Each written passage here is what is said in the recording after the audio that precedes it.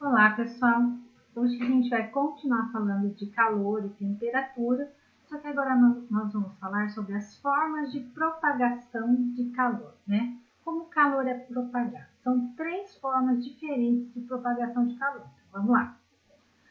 O que a gente tem nessa imagem? Uma fogueira, certo? Se a gente chegar perto dessa fogueira, o que a gente vai sentir? Calor. Lembra que calor, eu expliquei no outro vídeo, que é transferência de energia térmica. Então, se eu chegar perto, eu vou me aquecer, né? Vou receber calor. Se eu estiver parada ali do lado e alguém chegar do meu lado e encostar em mim, vai falar, nossa, como você está quente. Por quê? Porque aí vai estar transferindo o calor do meu corpo, que está mais quente, para o corpo da outra pessoa, que está menos quente, certo? Então, vamos lá. Primeira forma de transmissão de calor é a condução. Então, a condução precisa de contato, certo? Deixa eu grifar aqui. Vamos lá. Precisa de contato. O que eu tenho nessa imagem aqui? Eu tenho uma vela, né, acesa. Aí a pessoa está segurando uma barra de ferro com a mão. Então, o calor da vela está chegando nessa barra de ferro e o metal, ele é um bom transmissor de calor, bom condutor de calor. Então, esse calor vai ser conduzido até chegar na palma da minha mão, certo? Então, eu vou sentir esse calor, essa barra de ferro aquecendo, porque esse calor vai ser conduzido. Então, para condução, eu preciso de contato. O abraço, que eu falei no vídeo anterior, é transmissão de calor através de contato, tá? Contato corpo com corpo, ele vai transmitir o calor, certo? Aí, como a gente está falando em contato e condução de calor, nós temos materiais que são bons condutores, tem materiais que são chamados de isolantes térmicos. Por quê? Porque são maus condutores de calor. Então, vamos ver alguns exemplos, certo? Vamos lá. Vamos supor que vocês vão ser um Masterchef. E vocês vão ter que cozinhar um caldo. E para isso vão ter que ficar lá mexendo no fogão esse caldo. Eu tenho 3 tipos de colheres para vocês escolherem. Uma colher de madeira, uma colher de plástico e uma colher de metal. Qual colher vocês escolheriam para mexer esse caldo de vocês durante 20 minutos lá no fogo? A de madeira, a de plástico ou a de metal? Então vamos pensar. A de metal, depois de alguns minutos, ela ia começar a queimar a minha mão. Por quê? Porque o metal é um bom condutor de calor. Então, ela não é ideal para isso. O plástico também conduz o calor. Também não é ideal, certo? A madeira é um isolante térmico, um mau condutor de calor. Então, ela seria o ideal para a gente mexer lá, né? Demoraria menos tempo. O plástico, gente, ele pode ser, se ele for um plástico resistente à temperatura, eu consigo, certo? Agora, se for um plástico que não é resistente, ele acaba derretendo, certo?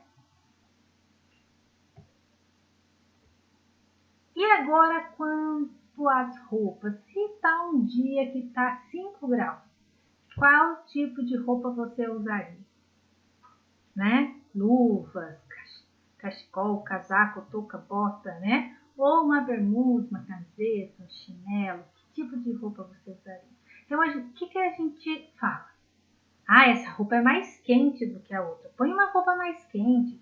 Pessoal, não é a roupa que é quente, tá? Vou desabar o mundo de vocês. Não é a roupa que é quente, tá? Não é a roupa que aquece.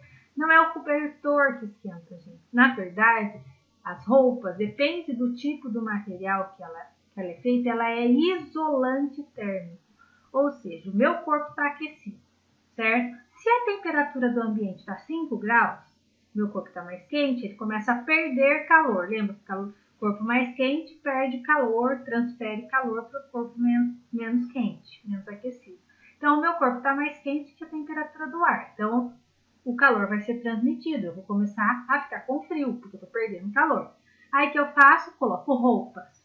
Alguns tipos de roupas, elas seguram esse calor, não deixa o calor ser transferido para o meio ambiente, não deixa ele sair do meu corpo.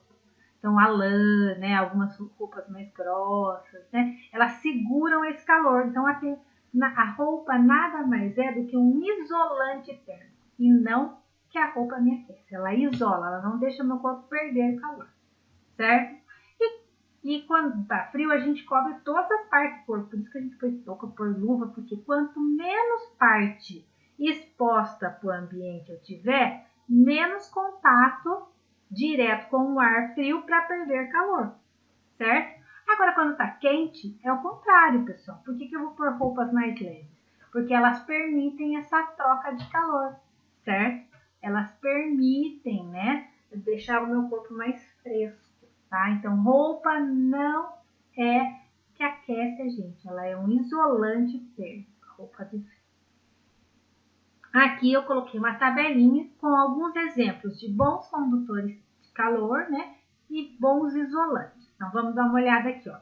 Os metais são bons condutores de calor. O alumínio, ferro, o aço inox, o cobre, a prata, o latão, o silício e o corpo humano. O corpo humano é bom condutor de calor, certo? Agora, alguns isolantes, o plástico, a madeira, o isopor. Lembra da caixa de isopor, né? A gente coloca a caixa dentro da caixa de isopor as coisas que a gente não quer que esquente, né? Então, você vai lá, você coloca gelo e coloca a lata de refrigerante, o suco, para que ela não esquente. Então, ela barra a entrada de calor de fora, tá? O vidro é um bom isolante. A lã, né? Por isso que ela segura o calor do nosso corpo. A roupa de lã é boa para aquecer, porque ela segura o calor do nosso corpo. A cerâmica, o papelão, penugem e pelugem. O pelo, gente, pelo serve para ser isolante, tá? Nós somos mamíferos, nós temos o corpo coberto de pelos. Mas a gente tem poucos pelos, né? Mas vamos pensar, por exemplo, no urso, que são animais de clima frio. Eles têm o corpo coberto de pelos justamente para formar um isolante térmico, né? Para eles não perderem a temperatura do corpo. A outra forma de transmissão de calor, de condução de calor, a gente falou da primeira, né? Agora, a segunda é a irradiação, pessoal. A irradiação, ela não precisa de contato, certo? Ela irradia, como a luz do sol. Se a gente ficar no sol, a gente não sente o corpo aquecer, então ele está sendo irradiado. Olha aqui na imagem, tem uma fogueira, certo? E ela está irradiando calor para a mão aqui. A pessoa está com a mão perto da fogueira para sentir esse calor, tá? Irradiação. Então, condução precisa de contato. A irradiação não precisa de contato. E a terceira e última é a convecção. Essa é a transmissão de calor em líquidos e em gases, certo? Então, aqui eu tenho um exemplo de uma chaleira, tá? Aqui, ó, a chama está em contato com a chaleira, então é condução. Já está contato. Mas aqui dentro, essa água, olha só o movimento dela. Aqui as setas vermelhas são a água quente. Então a água quente sobe, porque o líquido e o gás, quando ele esquenta, ele fica menos denso, e ele sobe. Aí ele chega lá em cima, ele resfria, ele fica mais denso e desce. Aí ele esquenta de novo, fica menos denso e sobe. Então fica essa movimentação e vai cozinhando os alimentos, vai aquecendo a água. Então é a convecção. Então na convecção, o ar ou o líquido aquecido sobe porque é menos denso. Aí ele dá uma esfriada, ele fica mais denso e desce, tá? Olha um exemplo de convecção que a gente tem na nossa casa. É a geladeira. O congelador, o freezer fica onde na geladeira? Ele fica na parte de cima, gente. Porque olha só o que acontece. Eu abro a porta da geladeira, entra ar quente dentro dessa geladeira. Esse ar quente, o que acontece? Ele é menos denso, ele sobe. Chega lá na parte de cima da geladeira, que é mais frio, esse ar se esfria e ele desce, porque ele fica mais denso. Então, fica essa circulação de ar, Se eu não ficar abrindo a geladeira toda hora, se eu deixar ela fechada durante algumas horas, todo o ar lá dentro vai se esfriar, certo? E aí o consumo de energia é menor, porque toda vez que eu abro a geladeira e esse ar quente entra e tem que fazer essa convecção do ar, o motor precisa funcionar mais. E aí é um gasto maior de energia. Por isso que a gente fala assim, para não ficar abrindo a geladeira toda hora, porque acaba aumentando o consumo de energia. Olha aqui do lado. O ar quente sobe, se esfria e desce o ar frio. Outro exemplo é o ar-condicionado.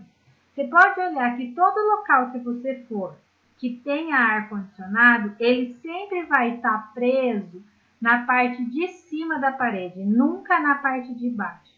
Por quê? Porque é por causa da convecção, né, que é a transmissão de calor. Então, nós estamos aqui, tem o ar quente. Esse ar quente é menos denso, ele sobe.